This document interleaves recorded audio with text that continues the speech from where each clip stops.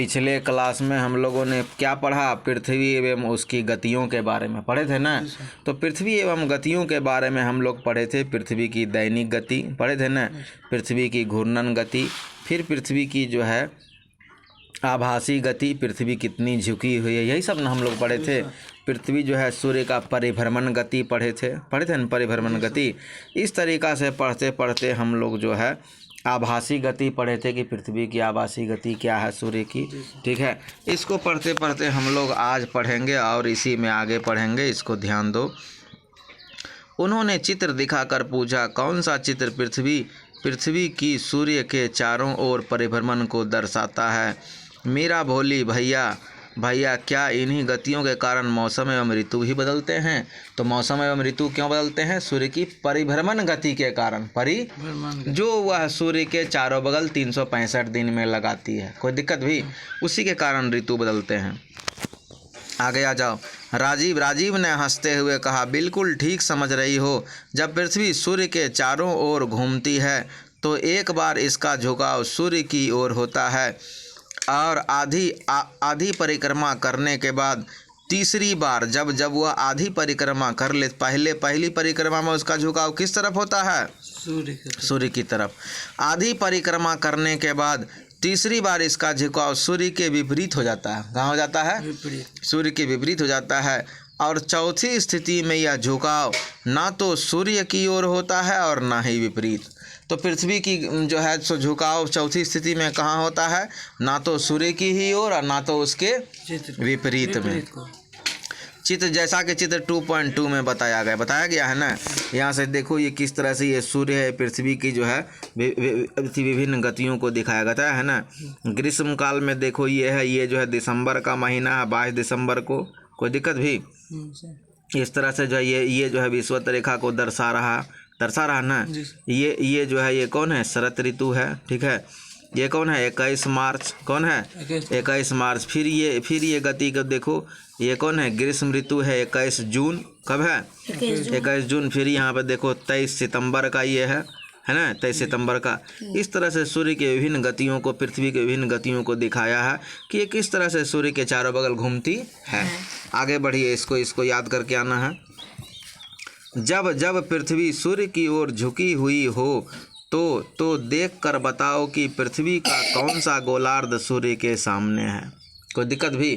जब पृथ्वी जो है सूर्य की ओर झुकी हुई है, ठीक ना, तब देख कर बताओ कि कौन सा गोलार्ध उसकी तरफ है। यह कहकर राजीव ने चित्र को आगे कर दिया। दोनों उस चित्र को गौर से देखने लगे। मीरा ने कहा, भैया चित्र के अनुसार 21 जून, कब? 21 जून को जब पृथ्वी का उत्तरी गोलार्ध सूर्य के सामने होता है, उस समय सूर्य की सीधी किरणें कर्क रेखा पर पड़ती है। इस कारण उत्तरी गोलार्ध का अधिक हिस्सा प्रकाश में रहता है। उत्तरी गोलार्ध का अधिक हिस्सा प्रकाश में। यही कारण है कि उत्तरी गोलार्ध में दिन लंबे और रातें छोटी होती है। कब? 21 जून में। कब? 21 जून के समय जो है दिन रातें क्या बोलता है? दिन लंबे और रातें छोटी होती है। ठीक है, तो उत्तरी गोलार्ध सूर्य के सामने है। कब है? देखो सूर्य है ना यहाँ दिया हुआ चित्र में, यहाँ पर कौन है? उत्तरी गोलार्ध जो है सूर्य के सामने है ना। उत्तरी गोलार्ध सूर्य के सामने 21 जून है ना लिखा हुआ। इस समय जो है उत्तरी गोलार्ध सूर्य से अधिक हिस्सा प्रभावित रहता है। ठीक है, कर्क रेखा पर सूर्य की सीधी किरणें कहाँ पड़ रही है? यहाँ पर कर्क रेखा, यहीं पर ना, हम लोग यहीं पर ना है, कर्क रेखा पर पड़ रही है। दिन लंबे और रातें छोटी होती, याद करके आना है इस चीज़ को। 21 जून को क्या होता है? दिन रातें और क्या बोलता है? दिन लंबे और रातें छोटी होती है। और जो है सूर्य की सीधी किरणें कर्क रेखा पर पड़ती है, बताए थे ना। आगे बढ़िए। शाबाश, राजीव ने मीरा की पीठ ठोंकी। ठीक है, हमारा देश इसी गोलार्ध में ही है ना भैया? हाँ सही कह रही हो। देखो उत्तरी ध्रुव पर सूर्य का प्रकाश लगातार 6 महीने पड़ता है। उत्तरी ध्रुव पर सूर्य का प्रकाश कितना पड़ता है?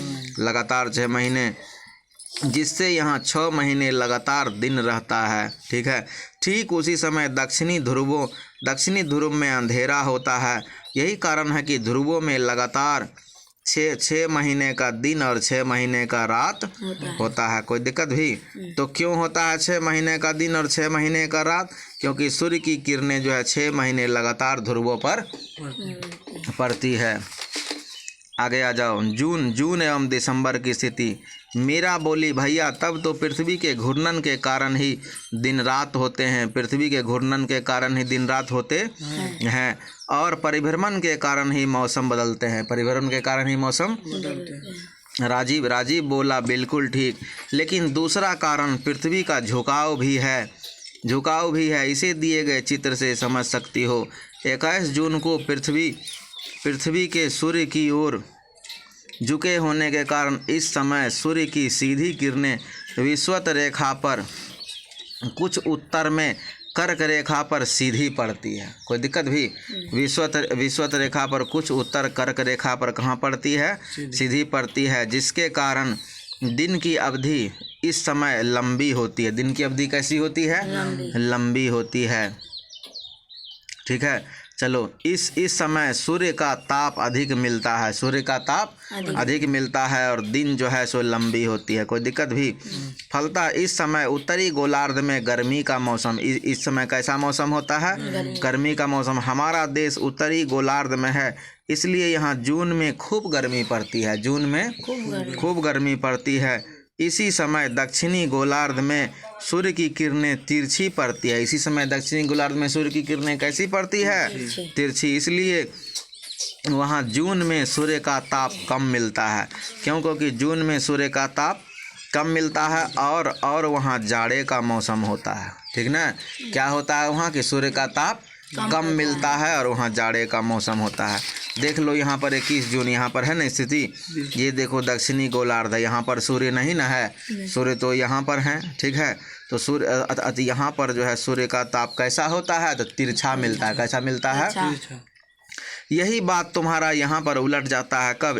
23 दिसंबर को। कब उलट जाता है? 22 दिसंबर को। यहाँ पर जो है सूर्य का ताप जो है सीधा कहाँ पड़ रहा है?